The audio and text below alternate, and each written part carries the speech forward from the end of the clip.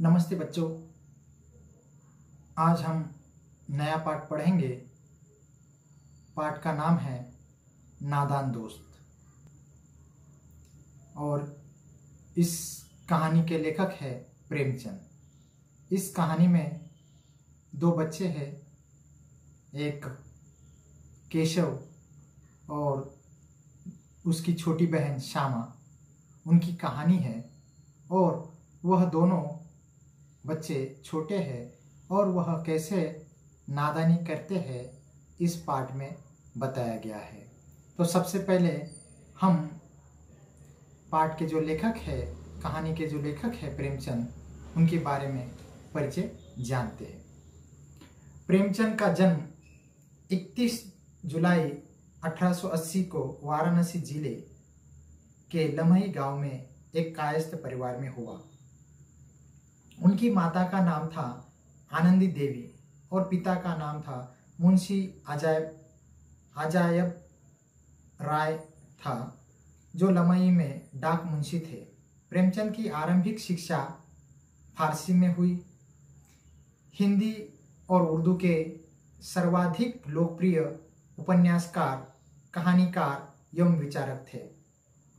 उन्होंने सेवा सदन, प्रेमाश्रम, रंगभूमि, निर्मला, गबन, कर्मभूमि, गोदान आदि लगभग 1.5 दर्जन उपन्यास तथा कफन, पूस की रात, पंच परमेश्वर, बड़े घर की बेटी, बूढ़ी काकी, 2 बैलों की कथा आदि 300 से अधिक कहानियां लिखी है।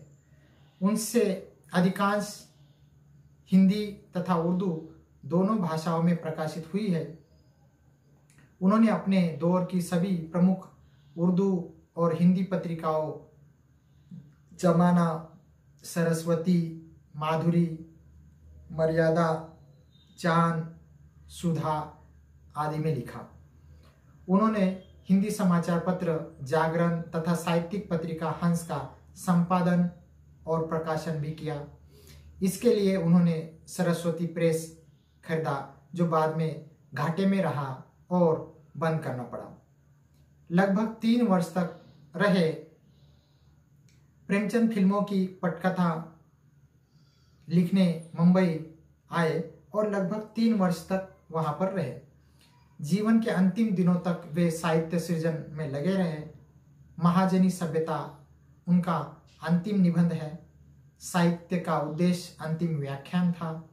कफन अंतिम कहानी थी उनकी।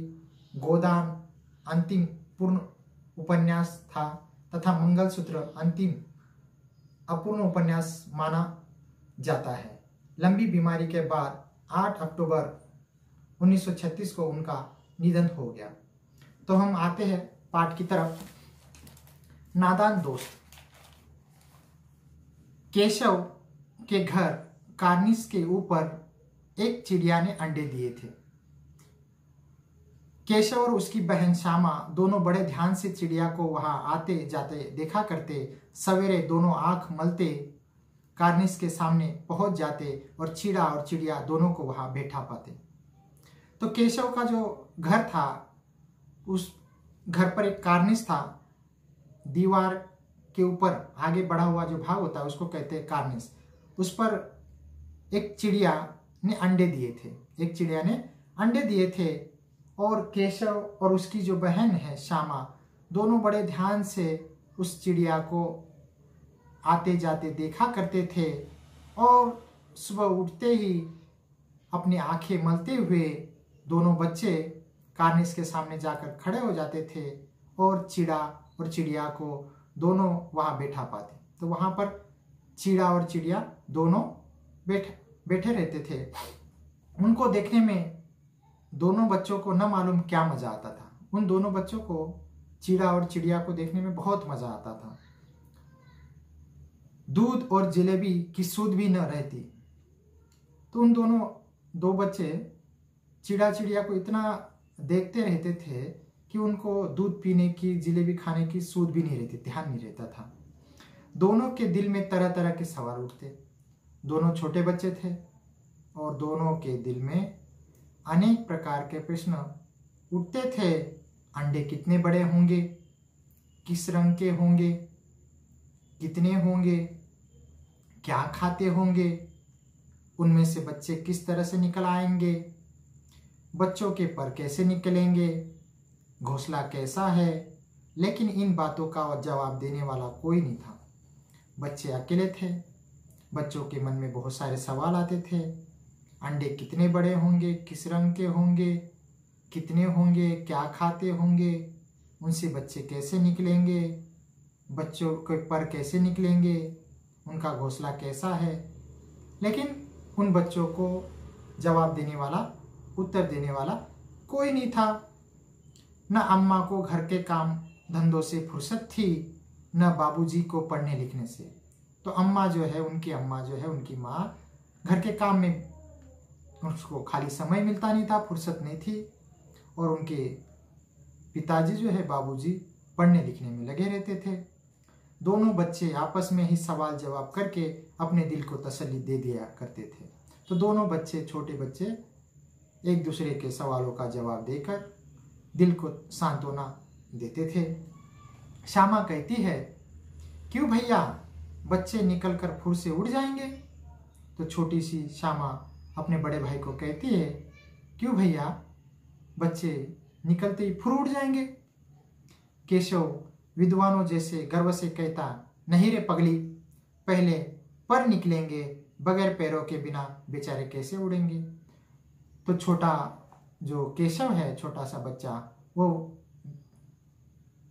जो है विद्वानों की तरह जवाब देता था, गर्व से, अभिमान से कहता था, नहीं रे पगली, पहले पर आएंगे फिर वह उड़ेंगे, बिना पैरों के वो कैसे उड़ेगी। श्यामा बच्चों को क्या खिलाएगी बेचारी। तो श्यामा फिर से केशव को सवाल करती है कि बच्चों को क्या खिलाएगी बेचारी। चिड़िया जो है बच्चों को क्या खिलाएगी, वो तो बेचारी है, असहाय है। केशव इस पेचीदा सवाल का जवाब कुछ न दे सकता था। केशव भी ज़्यादा बड़ा नहीं था, तो ये जो पेचीदा सवाल था, जो मुश्किल सवाल था, उसका जवाब केशव नहीं दे सका। इस तरह 3-4 दिन गुजर गए। इस तरह से 3-4 दिन गुजर गए। दोनों बच्चों की जिज्ञासा दिन ब दिन बढ़ती जा रही थी। दोनों को जानने की इच्छा दिन ब दिन बढ़ती जा रही थी। 3-4 दिन गुजर गए थे। अंडों को देखने के लिए वे अधीर हो उठते थे। दोनों को अंडे देखना था, उतावले हो रहे थे। उन्होंने अनुमान लगाया कि अब जरूर बच्चे निकल आएंगे। उन्होंने अनुमान लगाया कि जरूर आज अभी बच्चे निकल आए होंगे। बच्चों के चारे का सवाल अब उनके सामने आ खड़ा हुआ। अब बच्चों के भोजन का सवाल उनके सामने आकर खड़ा हो गया। चिड़िया बेचारी इतना दाना कहाँ से पाएगी कि सारे बच्चों का पेट भरे। गरीब बच्चे भूख के मारे चू चू करके मर जाएंगे। उन्होंने सोचा, चिड़िया बेचारी है, गरीब है, वह इतने सारे बच्चों को पेट भर खाना कहाँ से लाएगी, और बच्चे जो है भूख के मारे चू चू करके मर जाएंगे। इस मुसीबत का अंदाजा करके दोनों घबरा उठे। दोनों ने फैसला किया कि कार्निस पर थोड़ा सा दाना रख दिया जाए। श्यामा खुश होकर बोली, तब तो चिड़ियों को चारे के लिए कहीं उड़कर न जाना पड़ेगा ना। तो श्यामा खुश होकर कहती है कि चिड़िया को यदि दाना पानी रख दिया जाए तो चिड़िया को दाने के लिए, चारे के लिए बाहर उड़कर जाना न पड़ेगा। केशव कहता है, नहीं, तब क्यों जाएगी। केशव कहता है, तब क्यों जाएगी। श्यामा केशव को कहती है, क्यों भैया, बच्चों को धूप न लगती होगी। तो श्यामा कहती है केशव को कि बच्चों को धूप लगेगी। केशव का ध्यान इस तकलीफ की तरफ न गया था। केशव का ध्यान इस समस्या की तरफ नहीं गया था। वो बोला, जरूर तकलीफ हो रही होगी, बेचारे प्यास के मारे तड़पते होंगे, ऊपर छाया भी तो कोई नहीं है। तो केशव कहता है, उनको तकलीफ हो रही होगी, बेचारे प्यास के मारे तड़प रहे होंगे, ऊपर छाया भी नहीं है। आखिर यही फैसला हुआ कि घोंसले के ऊपर कपड़े की छत बना देनी चाहिए। तो दोनों ने फैसला किया कि घोंसले के ऊपर कपड़े की छत हम बना देंगे। पानी की प्याली और थोड़े से चावल रख देंगे। पानी की प्याली और थोड़े से चावल हम वहाँ रख देने का प्रस्ताव भी स्वीकृत हो गया, मंजूर हो गया। दोनों बच्चे बड़े चाव से काम करने लगे। दोनों बच्चे बड़े शौक से काम करने लगे। श्यामा की आग बचाकर मटके से चावल निकाल लाई। श्यामा ने माँ की आग बचाकर मटके से चावल निकाल लाई। केशव ने पत्थर की प्याली का तेल चुपके से जमीन पर गिरा दिया और उसे खूब साफ करके उसमें पानी भरा। तो श्यामा घर में गई और माँ की आग बचाकर वहाँ से मटके से थोड़ा सा चावल निकाल के लाई और केशव ने जो पत्थर का प्याली थी उसमें तेल था उसको जमीन पर गिरा दिया और उसको साफ करके वो ले आया, पानी भर के ले आया। अब चांदनी के लिए कपड़ा कहाँ से आए? अब छत के लिए कपड़ा कहाँ से आए?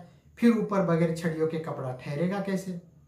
गिर जाएगा कपड़ा तो कैसे, और छड़िया खड़ी होगी कैसे? तो छड़िया जो है वो खड़ी कैसे होगी, ऊपर कपड़ा रहेगा कैसे? केशव बड़ी देर तक इसी उधेड़-बुन में रहा। तो इसी विचार में केशव बहुत देर तक रहा। आखिरकार उसने यह मुश्किल भी हल कर दी। आखिरकार उसने इसका हल निकाल लिया। श्यामा से बोला, जाकर कूड़ा फेंकने वाली टोकरी उठा लाओ। जाकर कूड़ा फेंकने वाली टोकरी उठा के ले आओ। अम्मा जी को मत दिखाना, अम्मा जी को मत दिखाना।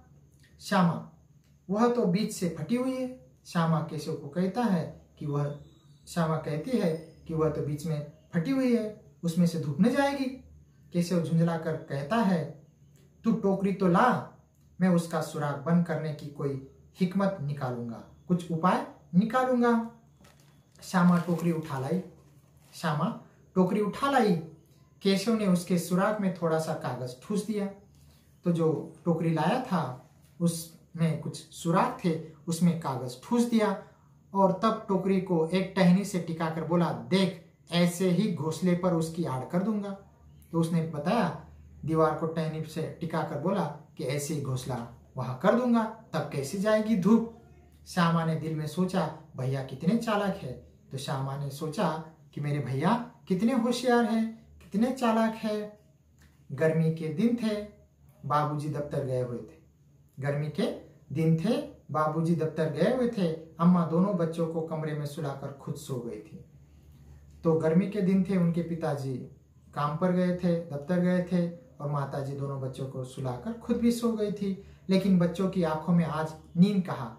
अम्मा जी को बहलाने के लिए दोनों दम रोके, आंखें बंद किए, मौके का इंतजार कर रहे थे। जो ही मालूम हुआ कि अम्मा जी अच्छी तरह से सो गई है, दोनों चुपके से उठे और बहुत धीरे से दरवाजे की सिटकनी खोलकर बाहर निकल आए। अंडों की हिफाजत की तैयारी होने लगी। तो दोनों जो है नाटक कर रहे थे सोने का। दोनों ने देखा कि उनकी माँ सो गई है, तो दोनों उठकर दरवाजे की कुंडी खोलकर बाहर आ गए। केशव कमरे से एक स्टूल उठा लाया। केशव जो है कमरे से एक स्टूल उठा लाया, लेकिन जब उससे काम न चला तो नहाने की चौकी लाकर स्टूल के नीचे रखी। डरते डरते स्टूल पर चढ़ा। तो केशव ने एक स्टूल लाया, स्टूल पर चढ़ा, उसका हाथ वहां तक नहीं गया। तो नहाने की चौकी थी, उसको उठा लाया, उसको नीचे रखा, उसके ऊपर स्टूल रखा और फिर ऊपर चढ़ गया। श्यामा दोनों हाथों से स्टूल पकड़े हुए। श्यामा ने दोनों हाथों से स्टूल पकड़ा हुआ था। स्टूल चारों टांगे बराबर न था। स्टूल के जो टांगे थी चारों, वो बराबर नहीं थी। बराबर न होने के कारण जिस तरफ ज्यादा दबाव पाता था, जरा सा हिल जाता था। उस वक्त केशव को कितनी तकलीफ उठानी पड़ती थी, यह उसी का दिल जानता है। दोनों हाथों से कार्निस पकड़ लेता और श्यामा को दबी आवाज से डांटता, अच्छी तरह से पकड़। तो जैसे ही वो हिलने लगता तो डर के मारे वो श्यामा को कहता कि अच्छी तरह से पकड़ो, वरना उतर कर मारूंगा, अच्छी तरह से पकड़ो, नहीं तो मैं मारूंगा तुम्हें।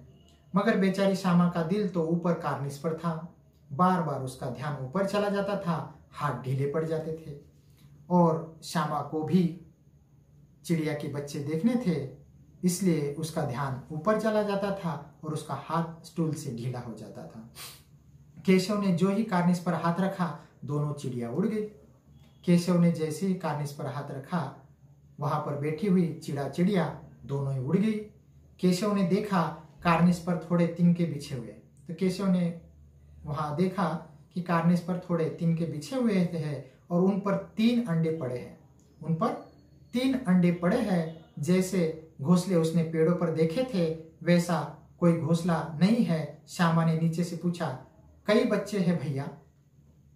तो जिस प्रकार श्यामा ने पेड़ पर लटके हुए चिड़िया के घोंसले देखे थे उस प्रकार घोंसला नहीं था। वहां पर कुछ तिनके बिछे हुए थे और उस पर 3 अंडे थे। तो श्यामा ने केशव से पूछा, कितने बच्चे हैं भैया?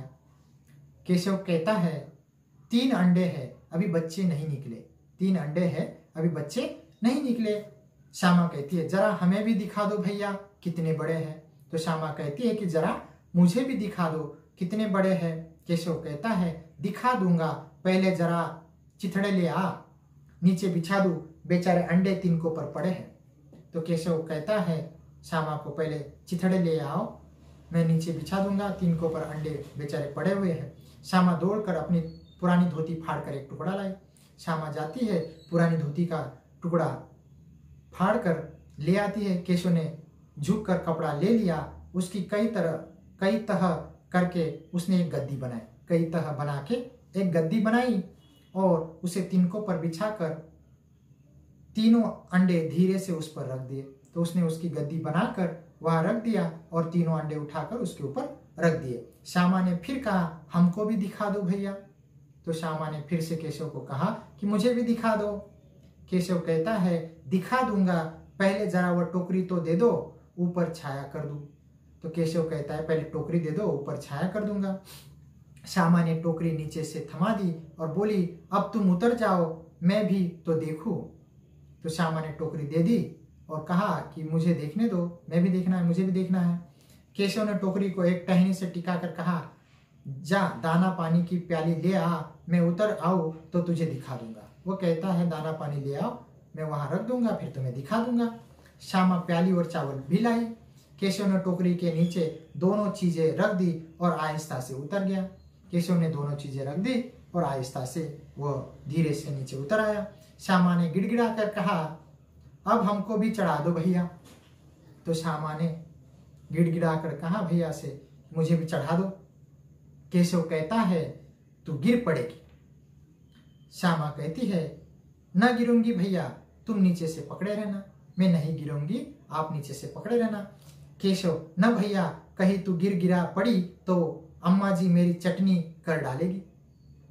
कहीं तू गिर गई तो अम्मा जी मुझे खूब मारेगी, कहेगी कि तूने ही चढ़ाया था, क्या करेगी देखकर। अब अंडे बड़े आराम से है, जब बच्चे निकलेंगे तो उनको पालेंगे।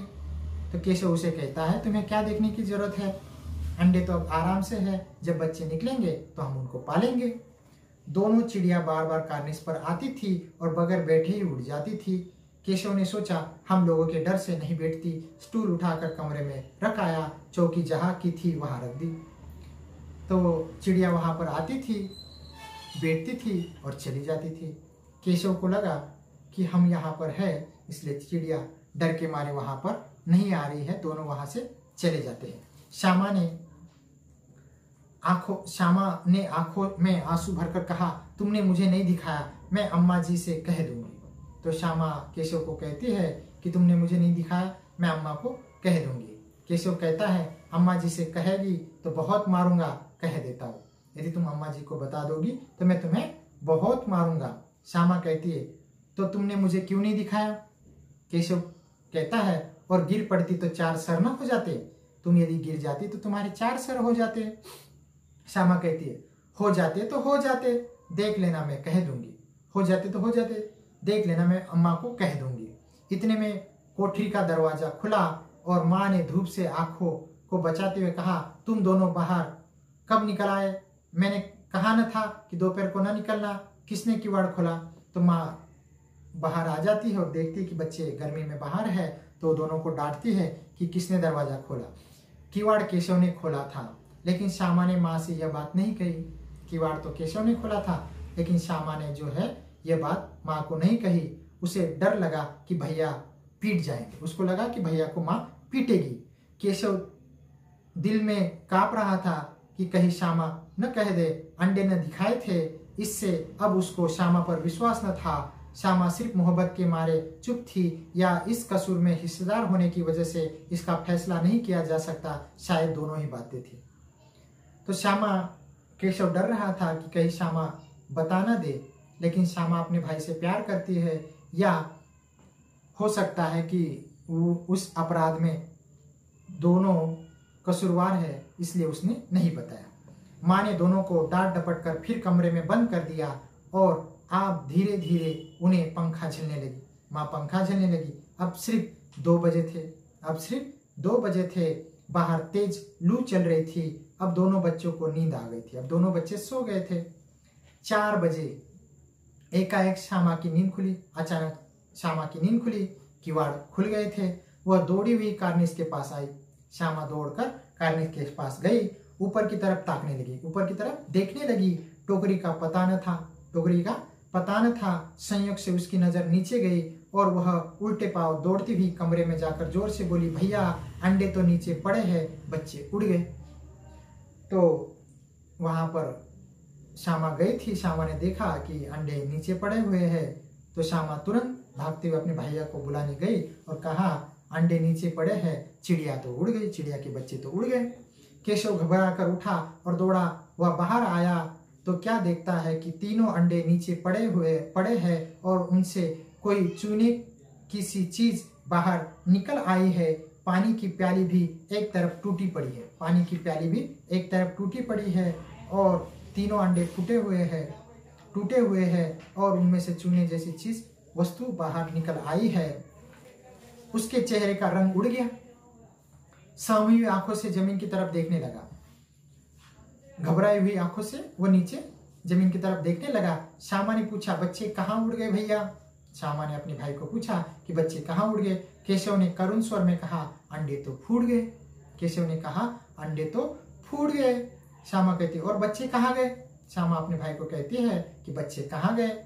केशव कहता है, तेरे सर में। देखती नहीं, अंडों में से उजला उजला पानी निकल आया है। वही तो 2-4 दिनों में बच्चे बन जाते। देखती नहीं कि अंडों में से उजला उजला पानी बाहर निकल आया है। वही तो 2-4 दिनों में बच्चे बन जाते। माँ ने सोंटी हाथ में लिए हुए पूछा, तुम दोनों वहां धूप में क्या कर रहे हो? माँ ने एक डंडा लिया और पूछा कि तुम दोनों धूप में क्या कर रहे हो? श्यामा ने कहा, अम्मा जी चिड़िया के अंडे टूटे पड़े हैं। तो श्यामा कहती है कि अम्मा जी चिड़िया के अंडे टूटे पड़े हैं। माँ ने आकर टूटे हुए अंडों को देखा और गुस्से से बोली, तुम लोगों ने अंडों को छुआ होगा। तो माँ वहां पर आती है और देखती है कि अंडे टूटे पड़े हैं। तो वह कहती है कि तुम दोनों ने अंडों को छुआ होगा, इसलिए अंडे तुम लोगों ने छुआ होगा। अब तो श्यामा को भैया पर जरा सी भी तरस न आया। अब तो श्यामा को उसके भाई पर तरस नहीं आया। उसी ने शायद अंडों को इस तरह रख दिया कि वह नीचे गिर पड़े। इसकी सजा मिलनी चाहिए। बोली, इन्होंने अंडों को छेड़ा था अम्मा जी। तो श्यामा बोलती है कि इन्होंने अंडों को छेड़ा था। माँ ने केशव से पूछा, क्यों रे? केशव भीगी बिल्ली बना खड़ा रहा। डरा हुआ केशव खड़ा था। माँ कहती है, तू वहां पहुंचा कैसे? तो माँ केशव को कहती है कि तू वहां पहुंचा कैसे? श्यामा कहती है, चौकी पर स्टूल रखकर चढ़े अम्मा जी। चौकी पर स्टूल रखकर वो चढ़ा था अम्मा जी। केशव कहता है, तू स्टूल थामे नहीं खड़ी थी? तो केशव कहता है, तू भी तो थी, स्टूल थामे खड़ी थी। श्यामा कहती है, तुम्ही ने तो कहा था। श्यामा केशव को कहती है कि तुमने मुझे कहा था। माँ कहती है, तू इतना बड़ा हुआ, तुझे इतना भी नहीं मालूम कि छूने से चिड़ियों के अंडे गंदे हो जाते हैं, चिड़िया फिर उन्हें नहीं सेती। तू इतना बड़ा हो गया है कि तुझे नहीं पता कि चिड़ियों के अंडों को हम छू लेंगे तो वो गंदे हो जाते हैं और चिड़िया फिर उसको नहीं सेती। श्यामा ने डरते डरते पूछा, तो क्या चिड़िया ने अंडे गिरा दिए अम्मा जी? तो श्यामा डरते हुए अपनी माँ से पूछती है कि चिड़िया ने अंडे गिरा दिए? माँ कहती है, और क्या करती? केशव के सिर इसका पाप पड़ेगा। हाय हाय, 3 जाने ले ली दुष्ट ने। तो उसकी माँ कहती है कि इसका पाप केशव के सिर आएगा और हाय हाय, इसने 3 बच्चों की जान ले ली दुष्ट ने। केशव रोनी सूरत बनाकर बोला, मैं तो सिर्फ अंडों की गद्दी पर रख दिया था अम्मा जी। तो केशव रोते हुए कहता है, रोती हुई शक्ल बनाकर कहता है कि मैंने तो सिर्फ अंडों को गद्दी पर रख दिया था। अम्मा को हंसी आ गई। अम्मा को इस नादानी पर हंसी आ गई, मगर केशव को कई दिनों तक अपनी गलती पर अफसोस होता रहा। कई दिनों तक केशव को अफसोस होता रहा कि मैंने ये क्या कर दिया, दुख होता रहा। अंडों की हिफाजत करने के जोग में उसने उनका सत्यानाश कर डाला था। वह केशव अंडों की सुरक्षा करना चाहता था, लेकिन उन्होंने सत्यानाश कर दिया, पुनर्नाश कर दिया, हानि कर दी। इसे याद कर वह कभी कभी रो पड़ता है, और केशव को जब भी याद आ जाता है वह रोने लगता है। दोनों चिड़िया वहां फिर न कहीं दिखाई दी, दोनों चिड़िया वहां फिर न दिखाई दी। तो उसके बाद दोनों चिड़िया वहां पर दिखाई नहीं दी। इस पाठ से हमें यह संदेश मिलता है कि मनुष्य को जीव जंतुओं के जीवन में हस्तक्षेप नहीं करना चाहिए। मनुष्य को जीव जंतुओं के जीवन में हमें हस्तक्षेप नहीं करना चाहिए। उन्हें उनके आधार पर जीवन जीने देना चाहिए, उनके आधार पर उनको जीवन जीने देना चाहिए। जैसे इस पाठ में श्यामा और केशव ने अपनी उत्सुकता में चिड़िया के अंडों को छू दिया, लेकिन चिड़िया ने उन अंडों को ही छोड़ दिया था।